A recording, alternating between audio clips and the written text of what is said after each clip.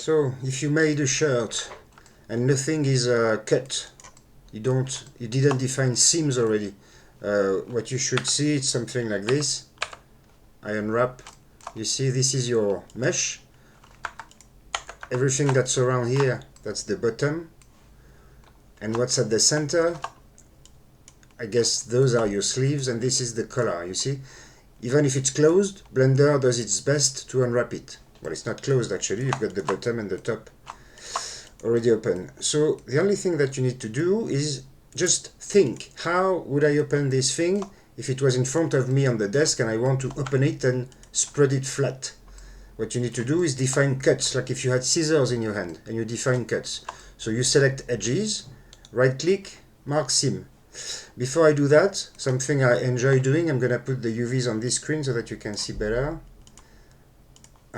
Something I like to do. So first, if you deselect, by default everything disappears, which I find a bit dumb, I don't know. So activate this thing, UV sync. This way you always see your wireframe, whether it's selected or not.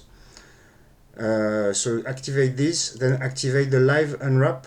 Live unwrap means every time you make a cut, you will see instantly the result of your cut on the UV screen. So UV live unwrap, and on the 3D viewport, you go inside Tools and you activate also live unwrap here. You need to do it in both on both workspaces. So once this is done, let's select some edges to try and cut this object.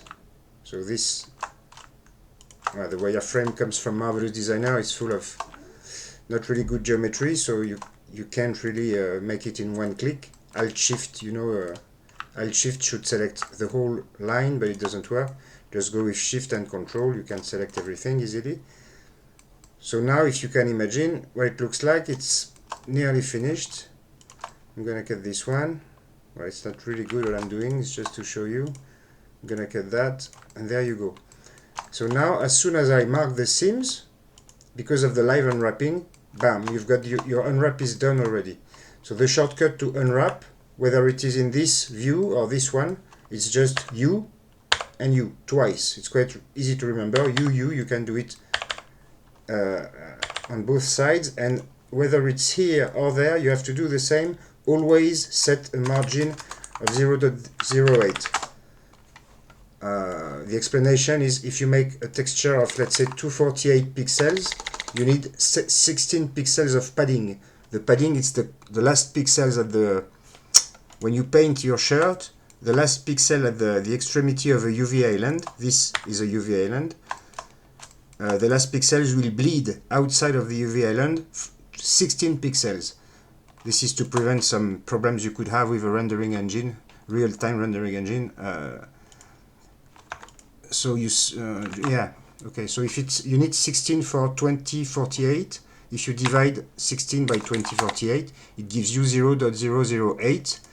For an image of 4096, you need 32 pixels of bleeding, so you divide, it's the same, 0.008. So just remember one number with the margin system of Blender. It's much easier than other softwares. You select everything, UU, and you choose 0.008, and you know it's good. Once this is done,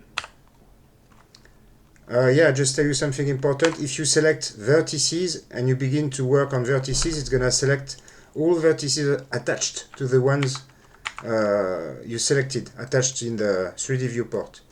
So you go in face mode here, 1, 2, 3, you choose the face mode, and this way you can rotate a UV island without affecting vertices around. And that's all. You can place your object, then you can also pack.